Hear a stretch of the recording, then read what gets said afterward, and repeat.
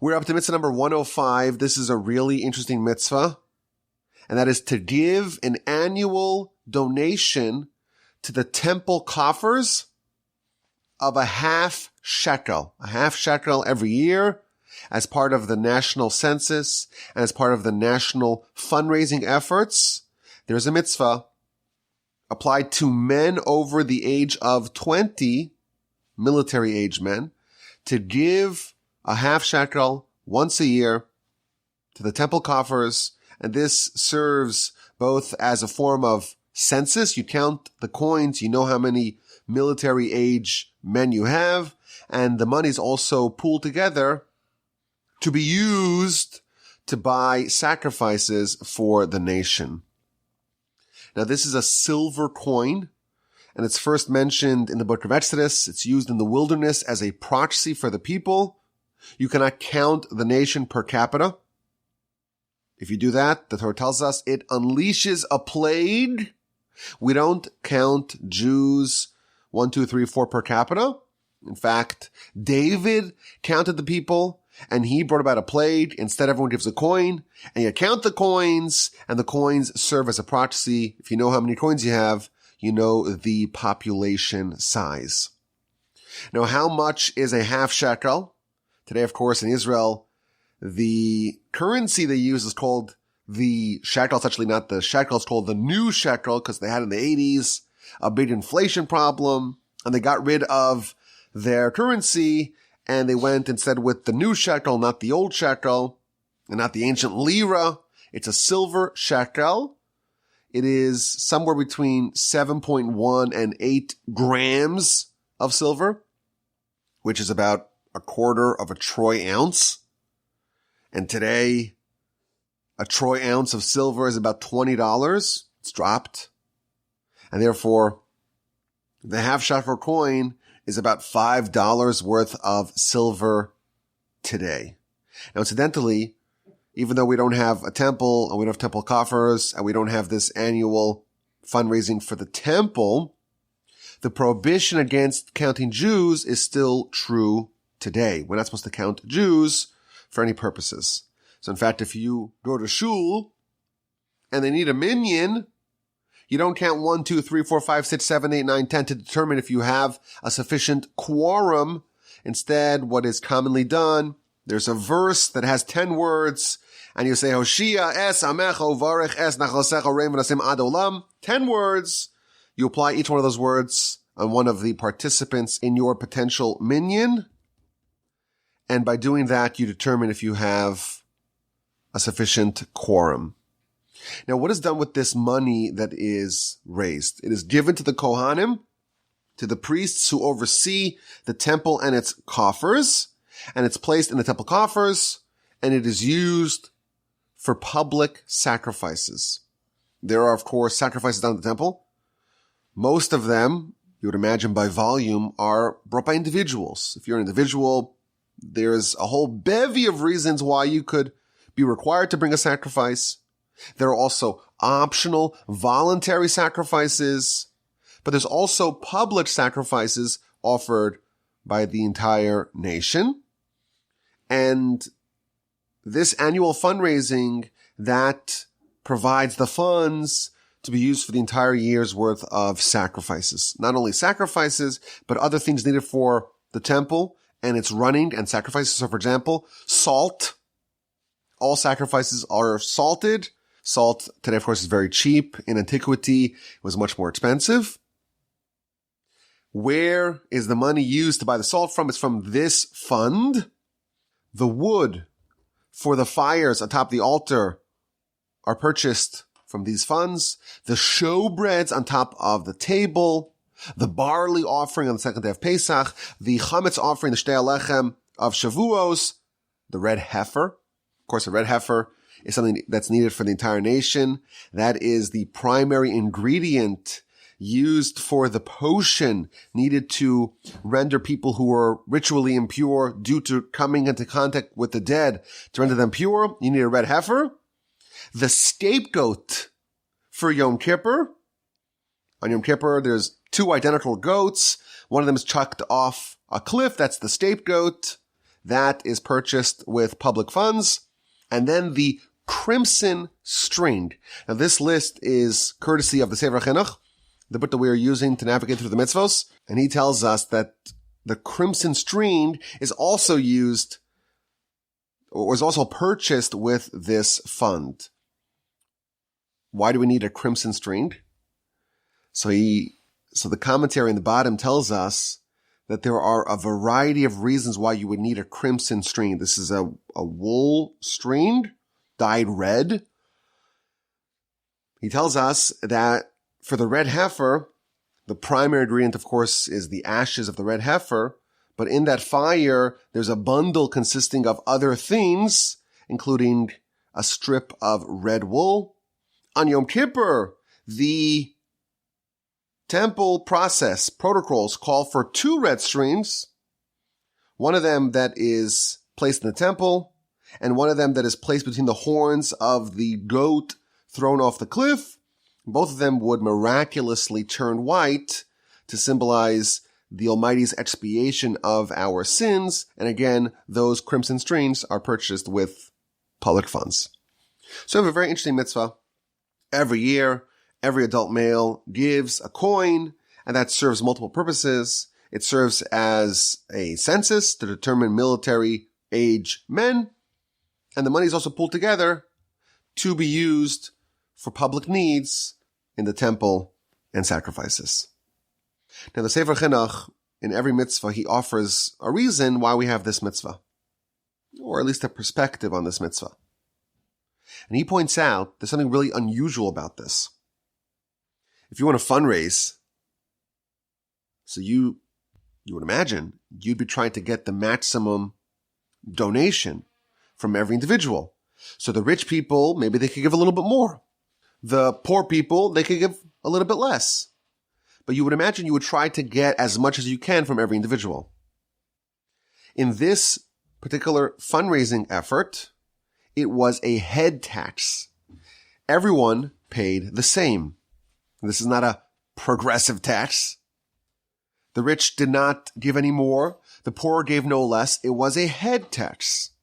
Now, there was a separate fund that was used for the upkeep of the temple, and that was funded by donations of individuals. And everyone had a choice if you want to give and how much you want to give. That's a separate fund.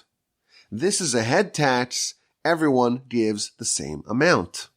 So isn't that unusual?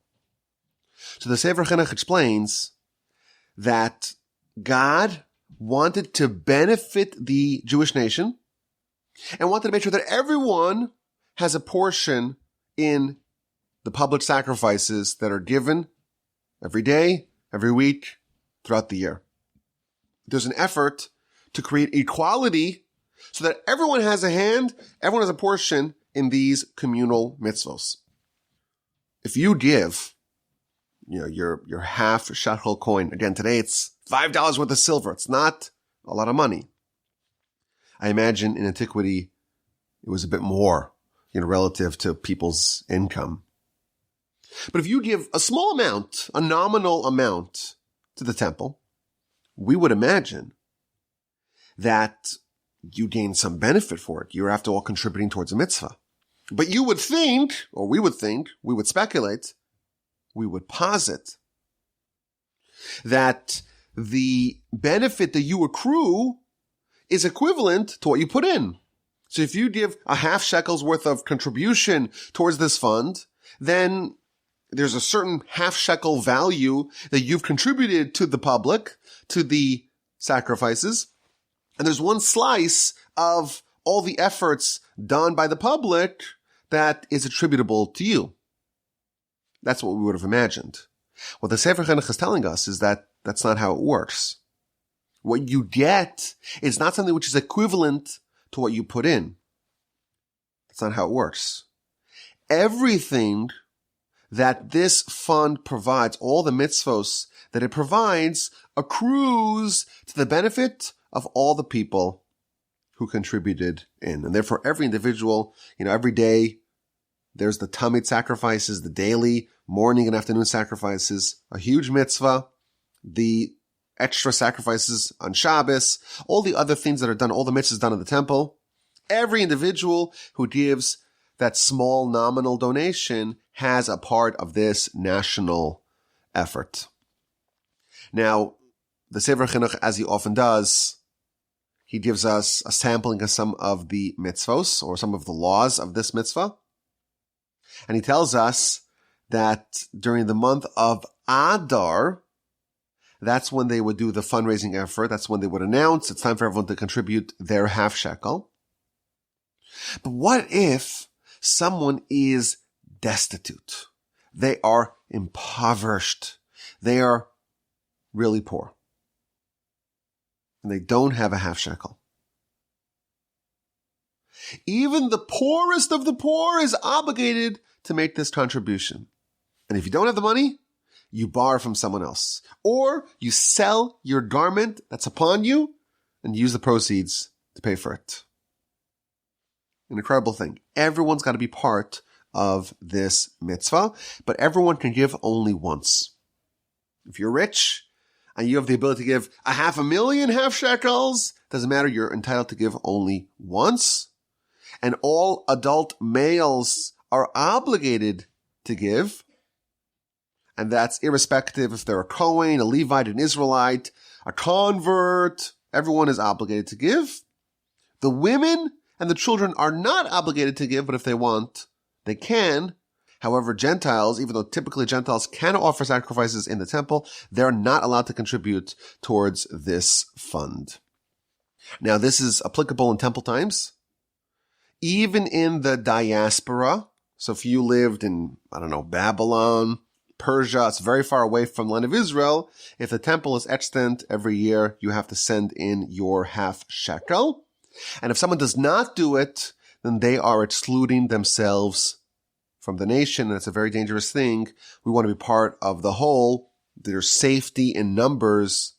There's definitely safety in the nation of Jewish people. And if someone departs from that, they're not included in the totality of the nation. And when all the benefits accrue to the nation and all the atonement brought about by these sacrifices comes to the nation, they are not included. It's a very dangerous thing. Now, even today, of course, we don't have a temple. We don't even have this whole system of the ancient shekel system. Nevertheless, there is a ubiquitous tradition to have some sort of remembrance of this mitzvah. Purim time, they put a big bowl in the shul and everyone gives $50. If you have $50, you give $50 to remember and reenact this mitzvah. So that's the mitzvah number 105, the mitzvah to give a half shekel every year towards the temple coffers. Now there's an interesting curiosity about this mitzvah. The Talmud tells us that although Moshe taught us all of Torah, there were certain things that Moshe did not understand. He didn't understand them when God described the mitzvah to him, and God had to show it to him. So, for example, in chapter 12 of Exodus, this is when we have the laws of the calendar. And, of course, the Jewish calendar orients around the lunar cycle. So whenever there's a new moon, a new waxing crescent, that's when you have Rosh Chodesh. So God describes it to Moshe. What exactly is the shape of the crescent that symbolizes a new moon? And Moshe doesn't understand it. Until God takes Moshe outside and points to the moon and says, okay, when you see it like that, that's when you sanctify the new moon. In addition, we're told that when God told Moshe to construct the vessels of the temple, there was one of them he didn't understand. And God had to show him, superimposed upon the mountain, a menorah made out of fire. The ark, no problem. The table, no problem. The inner golden altar, no problem. The menorah, mystifying to Moshe. God had to show him a picture of what that looked like. And finally, when God tells Moshe to do a census via these coins, everyone should give a half-shekel silver coin, Moshe didn't know what it looked like. And therefore God had to show him a picture or an image of a fiery coin that weighed a half-shekel and says, okay, this is what everyone has to give. Now this is, of course, a very mystifying idea. If everyone had a half-shekel to give, you would imagine it was quite a common coin. And somehow Moshe doesn't know what it is, what it looks like. And got to show him a picture of a fiery coin. So obviously we are trained whenever we see an idea or a statement like this from our sages, we're trained to look at it a little bit more deeply.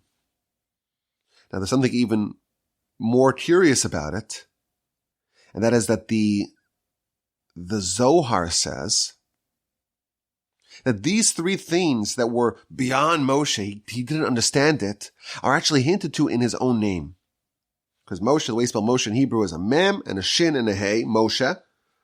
And the mem stands for menorah. And the shin stands for a shekel, Moshe. And the hey stands for HaChodesh, the month, the new moon. There's something about Moshe that kind of precludes him from understanding these three things, the menorah, this half-shekel tribute, and the system of sanctification of the moon and organizing of the calendar. This is an interesting thing to ponder and an interesting curiosity about this mitzvah.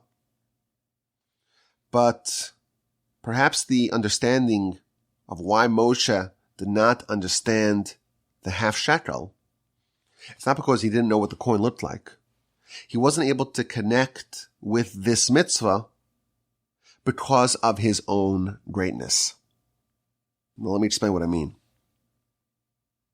The Talmud points out that the Torah frames the mitzvah of offering or giving, contributing a half-shekel to the temple coffers. The Torah frames it as lechaper al nafshosechem, to atone for your soul. So every year, the fundraising call goes out. Everyone has to give a half-shekel coin, and that was done first in the wilderness for the Mishkan. And why was it done? To provide atonement. Why does the nation need atonement? So the Talmud offers two different reasons. Either it's atonement for the golden calf, or it's atonement for the sale of Joseph. There were two sins that our nation did. We worshiped the golden calf. And way back when the nation was just a family, was just a small tribe, a bunch of the brothers sold their other brother, Joseph, as a slave. And these two sins need to be atoned for. And therefore the Almighty gives us this mitzvah of the half-shekel. And by doing that, we atone for our soul. Ergo, perhaps we can say that Moshe was the one person that did not need an atonement. Of course, Moshe did not participate in the golden calf. He was in heaven getting the Torah.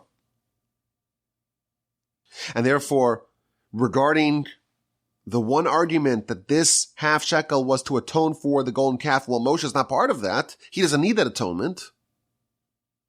And therefore, to a certain degree, that this mitzvah is beyond him. He doesn't resonate with it. And if it is for the sale of Joseph, perhaps we can say that Moshe got his rectification.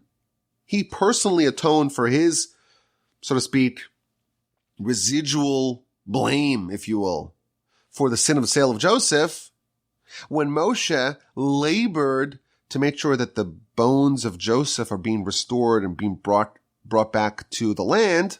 And therefore, regarding that sin, Moshe also had achieved full atonement, and therefore this half-shekel was a bit mystifying to Moshe. But regardless, it's an interesting thing to note that our sages tell us that of all the mitzvos, there are a select few regarding whom Moshe did not understand that this is one of the mitzvah number 105 to offer the half or to donate the half-shekel coin once a year. There's another idea found in this half-shekel mitzvah that I think is maybe representative of the essence of this mitzvah. If you had to make a donation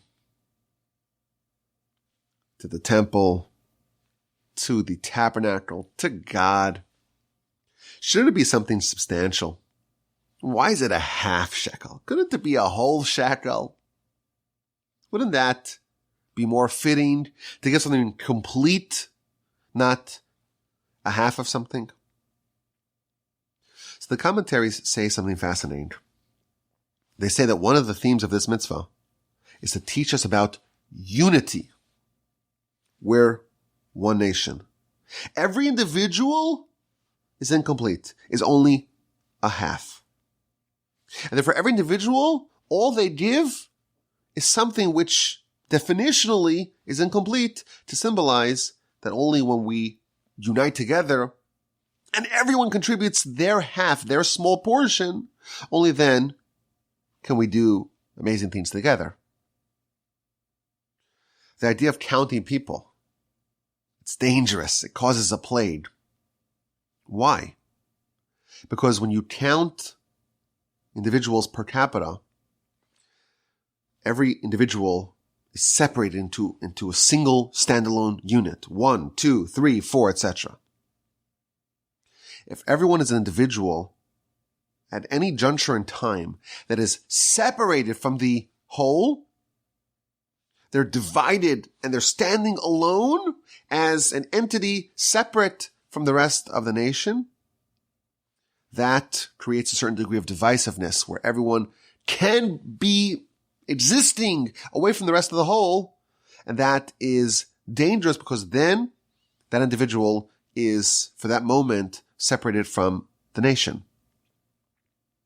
And when we kind of divide ourselves up and there's factions and factionalism and sectarianism and division, that's when we are vulnerable. So instead, they use fungible coins. Everyone gives the same amount. Everyone gives a half. And there's a certain degree of uniformity to symbolize that we're in this nation together. And of course, we're all unique, like organs in a body. Each one has their own independent function, but only collectively can we operate as a single whole. And therefore we have these identical coins, and they're all half coins, to symbolize that we rise and fall together. So that's mitzvah number 105. It's a mitzvah about fundraising. So of course, it makes everyone really excited because we all love fundraising. The whole idea, it's so wonderful.